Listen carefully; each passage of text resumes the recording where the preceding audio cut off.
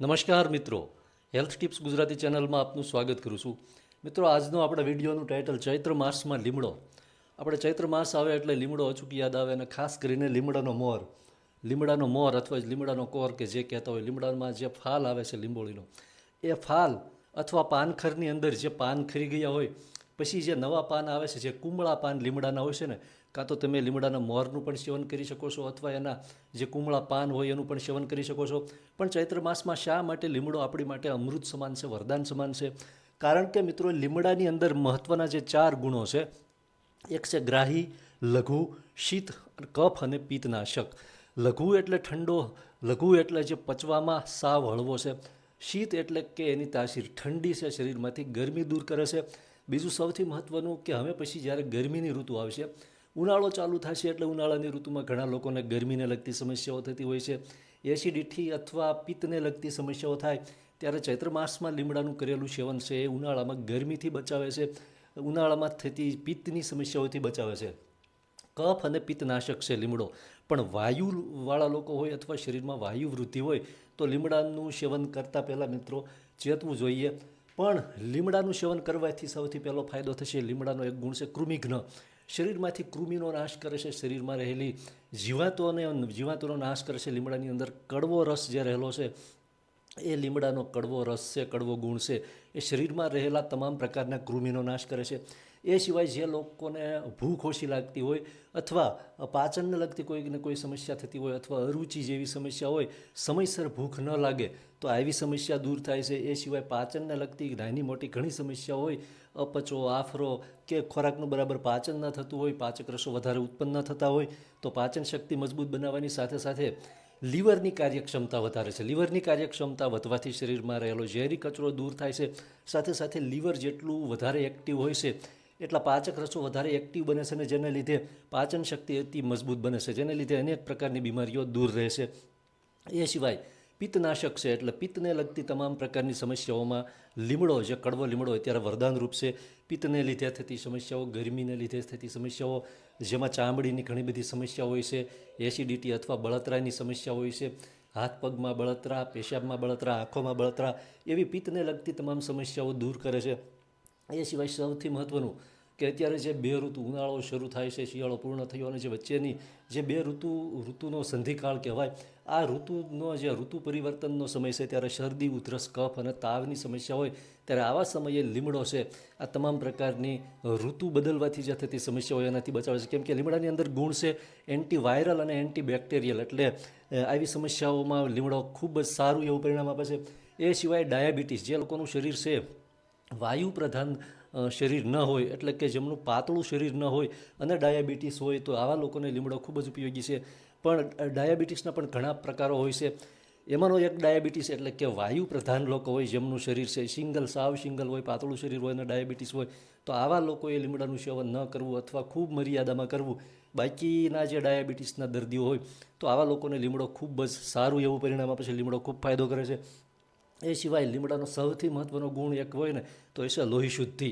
લોહીની શુદ્ધિ કરે છે, રક્ત શુદ્ધિ થાય છે, અને બ્લડ પ્યુરિફાયરનું થવાથી, લીમડાનું સેવન કરવાથી બ્લડ પ્યુરિફાય થાય છે, અને જેને લીધે ચામડીને લગતા તમામ રોગો છે દૂર થાય છે. મિત્રો, ચામડીની નાની મોટી ઘણી સમસ્યા થાય છે. જે લોકોના શરીરમાં લોહીનો બગાડ હોય અથવા ઘણી વખત એવું થાય કે ઋતુ પરિવર્તન થાય ત્યારે ખીલ થતા હોય, ચામડીની અંદર નાના નાના ચાંઠા પડી જતા હોય, ખંજવાળને કારણે નાની નાની ફોલ્લીઓ થઈ જતી હોય, તો આવી બધી જ સમસ્યામાં લીમડાનું સેવન અત્યારે કરવાથી ખૂબ ફાયદો થાય છે. ઘણા લોકોને ઉનાળાની ઋતુમાં ગરમીને લગતી સમસ્યાઓ થાય, જે પીઠની પાછળ ઝીણી ઝીણી ફોલ્લીઓ થાય, જેને દેશી ભાષામાં અળાઈ નીકળે એવું કહેતા હોય, તો આવી સમસ્યામાં પણ ચૈત્ર માસમાં લીમડાનું સેવન કર્યું હોય તો એ ઉનાળામાં આવી સમસ્યાઓથી બચાવે છે. ચામડીના ઘણા બધા રોગો માત્ર લીમડો જ દૂર કરે છે. મિત્રો, એ સિવાયનો એક ગુણ છે જ્વરઘ્ન. જ્વર એટલે તાવ. અત્યારની જે સિઝન ચાલી રહી છે, બે ઋતુ ભેગી થાય ત્યારે જે શરદી કફની સાથે સાથે જે તાવ આવતો હોય, તો આ તાવની અંદર પણ લીમડો છે ખૂબ જ હકારાત્મક પરિણામ આપે છે. અને સામાન્ય તાવ હોય તો માત્ર લીમડાના ઉપયોગથી જ મિત્રો દૂર થઈ જાય છે. લૂ લાગવાથી બચાવે છે. ઉનાળો જ્યારે શરૂ થાય છે ત્યારે ગરમીનો પ્રકોપ થાય છે, અને ચૈત્ર માસમાં લીમડાનું થોડું સેવન કર્યું હોય તો ઉનાળાની અંદર ગરમીના પ્રકોપથી બચાવે છે અને લૂથી બચાવે છે. એ સિવાય આની ચેતવણી પણ છે કે લીમડાનું સેવન કરતાં પહેલાં ખાસ મિત્રો આ કિસ્સા છે એ ધ્યાનમાં રાખવા જોઈએ. આજે એની ચેતવણી છે ને એ ધ્યાનમાં રાખવી જોઈએ. લીમડાનું સેવન છે ચૈત્ર માસમાં જ કરવાનું છે, આખું વર્ષ એનું સેવન નથી કરવાનું. ચૈત્ર માસમાં પણ કાં તો થોડી થોડી માત્રામાં સેવન કરો તો આખો મહિનો સેવન કરી શકાય, નહીંતર 10થી 15 દિવસ અથવા એકાંતરા ચૈત્ર માસમાં સેવન કરી શકાય 10થી 15 દિવસ. એ સિવાય સેવન કેટલું કરવાનું, તો કુમળા પાન હોય તો 8થી 10 પાન લેવાના છે. જો લીમડાનો મોર હોય તો 1 ચમચી જેટલો, 1થી 2 ચમચી એનો મોર લેવાનો છે. જો એનો મોર અથવા એના પાનનો રસ કાઢીને એનું સેવન કરવામાં આવે તો 1થી 2 ચમચી જ રસ લેવાનો છે એક દિવસનો. આ રીતે કુમળા પાન અથવા મોર ગમે એનું અથવા બંને ભેગા કરીને પણ એનું સેવન કરી શકાય છે. એ સિવાય સૌથી મહત્ત્વનું, જે લોકોના શરીરમાં વાયુ વૃદ્ધિ હોય, શરીરમાં વાત દોષને લીધે અનેક સમસ્યાઓ હોય, તો લીમડાનું સેવન ન કરવું અથવા ખૂબ મર્યાદામાં કરવું, અથવા થોડા દિવસ જ ચૈત્ર માસની અંદર અઠવાડિયા સેવન કરવું, અને એ પણ થોડું જ અડધી માત્રામાં સેવન કરવું, અથવા ડૉક્ટરની સલાહ લઈને સેવન કરવું. લીમડાનું સેવન કઈ રીતે કરવાનું, તો સૌથી પહેલાં ગામડાની અંદર સાદી રીતે છે કે 1 મુઠ્ઠી જેટલો લીમડાનો કોર લાવે, એટલે કે 3થી 4 ચમચી જેટલો લીમડાનો જે મોર હોય છે એને 1 ગ્લાસ પાણીમાં પલાળી દે રાત્રે, અને સવારે ઉઠીને ગાળીને એ પાણી પી જાય, એ સામાન્ય રીત છે. એ સિવાય લીમડાનો જે મોર હોય છે 2થી 3 ચમચી મોર લાવીને એને ખાંડી અને એની પેસ્ટ બનાવી, એની અંદર મધ અને કાળા મરી નાખી અને એ રીતે પણ એનું સેવન કરી શકાય છે. સીધું ચાવીને પણ ખાઈ શકાય છે.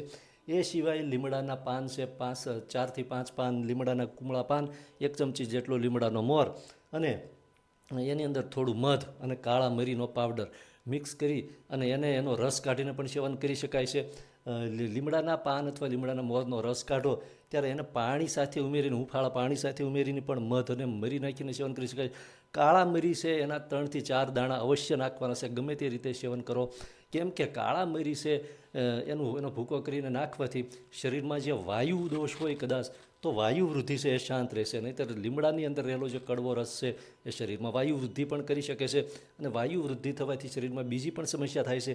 એટલે કાળા મરી છે એ આ લીમડાના મોરની અંદર ઉમેરવાથી વાયુ બેલેન્સમાં રહેશે અને પિત્ત અને કફની સમસ્યાઓ દૂર થાય છે. સિવાય મિત્રો, લીમડાનો એક સૌથી મહત્ત્વનો ગુણ એ છે કે લીમડો છે એ ગ્રાહી છે. ગ્રાહી એટલે મળને બાંધનાર. એટલે જે લોકોને કબજિયાત જેવી સમસ્યા રહેતી હોય તો આવા લોકોએ પણ લીમડાનું સેવન ન કરવું, અથવા એનું સેવન કરતાં પહેલાં વૈદ્યની સલાહ અવશ્ય લેવી. સૌથી મહત્ત્વનું, ચૈત્ર માસની અંદર લીમડો છે ને એ અક્ષીર છે મિત્રો, કફ અને પિત્તની પ્રકૃતિવાળા લોકો માટે. ખૂબ ખૂબ આભાર. જય માતાજી.